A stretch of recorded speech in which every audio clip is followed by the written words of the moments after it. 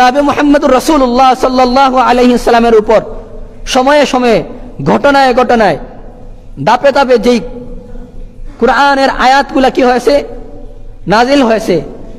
জিবরিল আমিন আসলেন এবং বললেন, ইকরা বিসমি রাব্বিকাল্লাযী খালাক, ইকরা, পড়ো। তো আল্লাহ রাসূল বললেন, আমি পড়তে জানি না।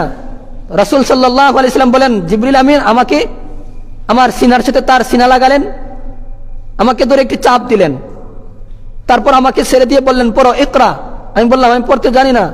এইভাবে তিনবার আমাকে কি করলেন, আমার সিনার সাথে চাপ দিয়ে ধরলেন। চতুর্থবার আমাকে বললেন, ইকরা বিসমি রাব্বিকাল্লাযী খালাক, পড়ো তোমার প্রভুর নামে, যিনি কি করেছেন, এই সৃষ্টি করেছেন। তো আল্লাহর হাবিব বলেন, এরপর আমি একাধারে পড়তে শুরু করলাম, ইকরা বিসমি রাব্বিকাল্লাযী খালাক, খালাকাল ইনসানা মিন আলাক, ইকরা ওয়া রাব্বুকাল আকরাম। এইভাবে আল্লাহর রাসূল একাধারে তার এই সম্পূর্ণ সূরাটা কি করতে থাকলেন, পড়তে থাকলেন।